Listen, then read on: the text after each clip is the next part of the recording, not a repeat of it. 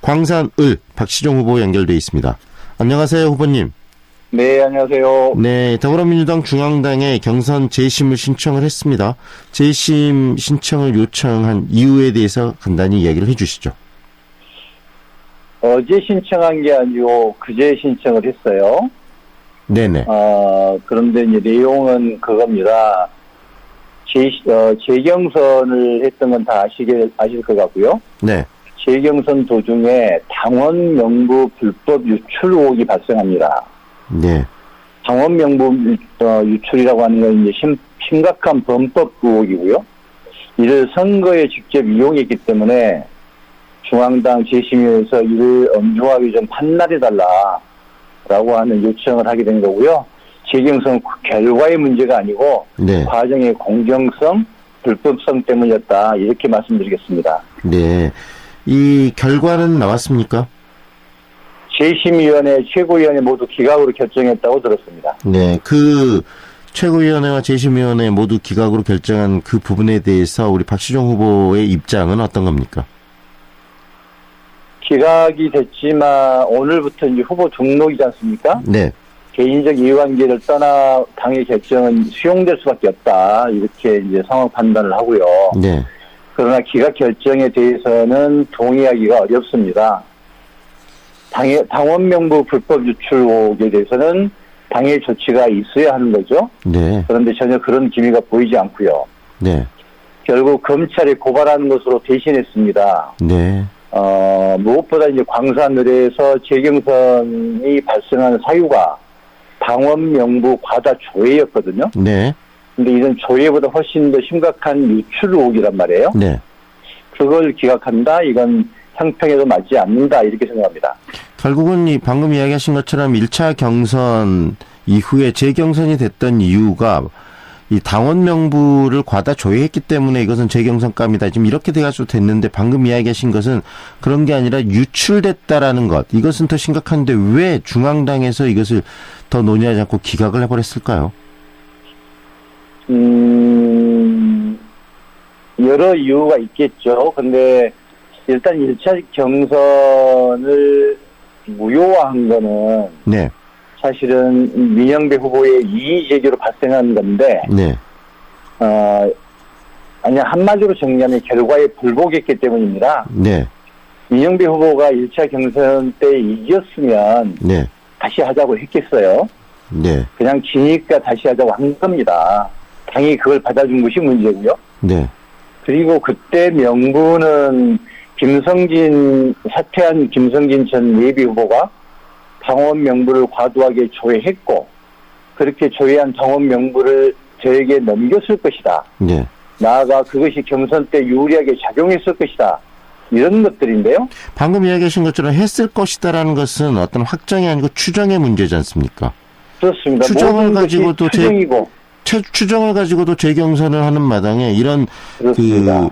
이런 유출 의혹이 제기됐는데 그것에 대해서 꼼꼼한 검토 없이 기각해버렸다. 이 부분에 대해서 후보로서 동의할 수 있나요? 동의할 수가 없죠. 그리고 지금도 이해를 못합니다. 네.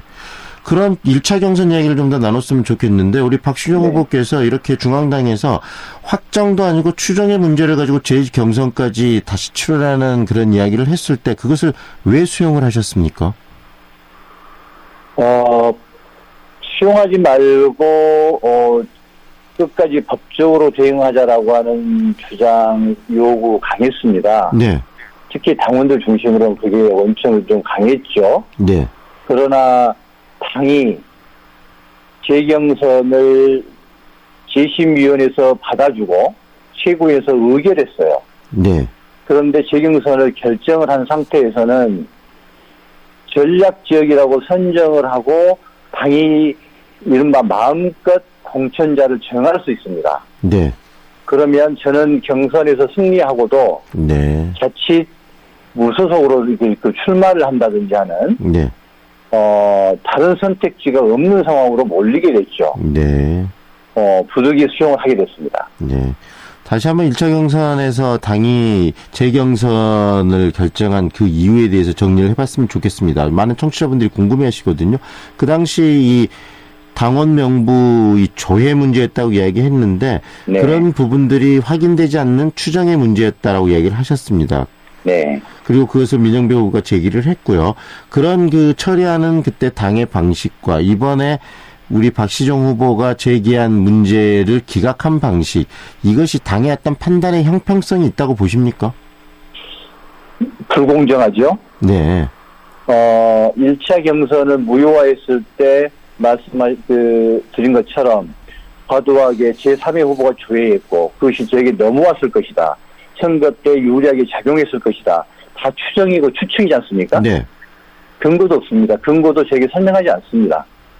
제가 그 심의 결과를 요청을 했는데 그것도 저에게 제공한 적이 없습니다. 네. 그런데 당원 명부 불법 유출이라고 하는 이거는 객관적으로 드러난 사실이에요. 네.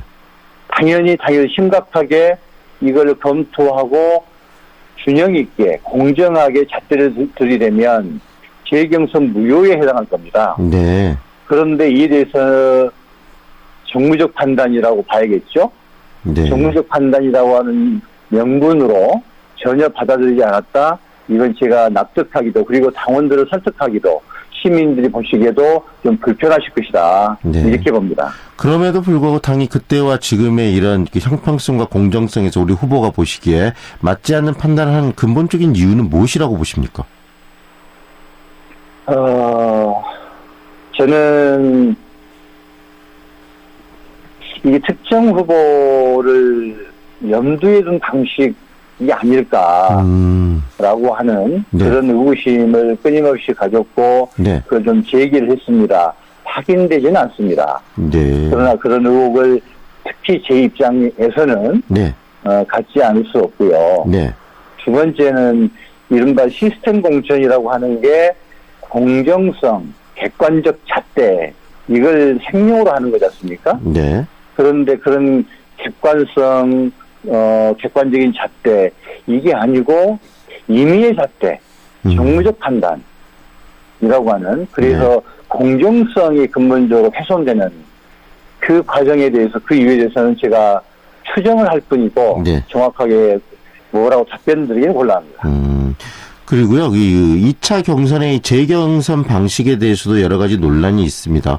1차 때는 결국은 이 당의 경선이라는 것은 당원들의 입장이 반영되는 것이 너무나 당연한 부분인데 2차 재경선에서는 권리당원이 100% 다 배제된 상태에서 일반 여론조사만 가지고 재경선을 치렀거든요. 이런 방식에 대해서는 어떤 생각이 드세요? 사실은 문제가 있죠. 1차 경선은 권리당원 50%, 국민안심선거인단 50%란 말이에요. 네. 둘 다 제가 이겼습니다.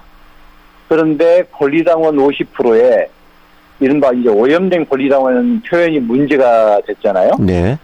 1,400명이라고 조회된 권리당원에 문제가 있으니 네. 권리당원 투표에 문제가 있다. 그래서 결과가 경선 결과를 무효한다라고 하는 건데 그때도 국민안심선거인단 50%가 있었습니다. 네. 그러면 권리당원 문제가 그렇게 심각해서 이걸 배제해야겠다고 생각한다면 당시 시행했던 국민안심선거인단 50%만 가지고도 판단해도 되는 거예요. 네. 그런데 그렇지 않고 일부의 문제를 가지고 선거 전체를 결과를 아예 번복해버리는 네. 이런 문제로 간 거고요. 두 번째로 국민안심선거인단 100%로 하는 것 법적인 문제는 없습니다. 네. 법적인 문제는 없지만 그러면 그동안 당비를 내고 당원들의 가장 중요한 권리가 선거권인데 네. 이것을 전체를 박탈했다. 정당 정치의 근간이 흔들리는 문제입니다. 네네. 이 점에서는 심각한 문제가 있고 네. 앞으로도 당이 이거는 수정해야 되는 거 아닌가라고 하는 그런 판단을 합니다. 결국은 더불어민주당이 시스템 공천을 하겠다. 어떤 특정 인물, 특정 집단, 특정 계층의 입김이 당내에서 계층의 입김이 과도하게 이런 후보 결정에 반영되는 것을 최소화시키겠다. 그리고 시키지 않겠다라는 측면에서 시스템 공천을 했는데 우리 후보님 이야기를 들으면서 그 생각드는 게 그렇다면 이 광주에서 여러 경선들은 그렇지 못했다는 말씀이십니까? 지금 최근에 우리 당의 지지율이 떨어지고 있는 것 같아요. 네네. 공천 잡음 때문이라고 봅니다. 네. 그 공천 잡음이라고 하는 게 당에서 애초에 도입했던 시스템 공천 자체는 옳은 거라고 저는 판단합니다. 네네. 이번에 그걸 도입해서 실험하는 것도 아주 의미 있다라고 생각도 합니다. 네. 다만 그 시스템 공천을 객관적이고 공정하게 끝까지 관철되었느냐, 그게 인위적 개입은 없었느냐라고 하는 이런 측면에서는 최근 들어서는 잡음이 불거지고 있는 건 사실이고요. 네. 광산을의 경우 가령 박시중 후보가 직접 조회한 사실이 없단 말이에요. 네네. 김성길 후보의 조회 사실이에요. 네. 이걸로 박시중 후보의 경선 승리를 박탈했어요. 네. 근데 다른 지역의 경우에는 후보 본인이 직접 조회한 경우가 있습니다. 네. 그래도 공천을 받았습니다. 네. 잣대가 달라졌죠. 그러니까요. 네. 당연히 시스템 공천이 무너졌다. 이런 비판이 나올 수밖에 없다고 봅니다. 이런 것에 대해서 후보로서 현장에 뛰셨던 또 선수로 후보로서 뛰셨기 때문에 더 입장들이 강경하고 그럴 것 같은데 당의 이런 어떤 기준 없는 행보 여기에 대해서 한 말씀 해 주시죠. 안타깝습니다. 이 앞전 총선 때 김종인 비리위원장의 그 정무적 판단이라고 하는 말 한마디로 이해찬 대표가 공천에서 배제됐죠. 네. 그 스님 경험을 직접 당에서 했지 않습니까? 네. 그래서 그걸 보완하는 것이 공천 룰을 1년 전에 확정하자 시스템 공천으로 가자라고 하는 거였는데 네. 다시 이런 시스템 공천으로만 움직이지 않고 다시 인위적 개입이 이루어진 것 같은 네. 그런 느낌을 저 같은 경우는 심하게 받습니다. 네. 그래서 당원들이 분노하고 시민들이 혀를 차고 있지 않습니까? 네네. 아직은 회초리를 드실지 몽둥이를 드실지 네. 저는 이제 판단하지 못하겠는데요. 어쨌든 당이 공천 자금과 관련해서는 광주 시민들에게 사과하는 게 필요한 시점이 아닌가 네. 이렇게 생각합니다. 그리고 지금 당에 제기했던 그 문제 부분 이건 지금 검찰에 고발이 돼 있는 건가요? 네, 했습니다. 네. 어떤 내용으로 고발하셨는지 마지막으로 정리를 좀 해주시죠.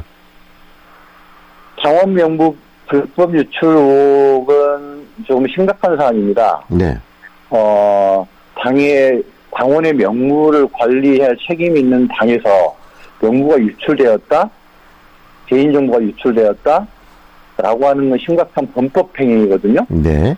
그리고 이번 선거 때 그것이 사용됐다는 게 확인이 됐어요. 네. 그런데 그 이의제기를 했음에도 불구하고 당연히 그걸 수용하지 않고 있기 때문에 이거는 저는 오히려 당원들을 보호하고 당의 시스템에 대한 문제제기가 필요하다고 보고 네. 검찰에 고발을 했습니다. 네.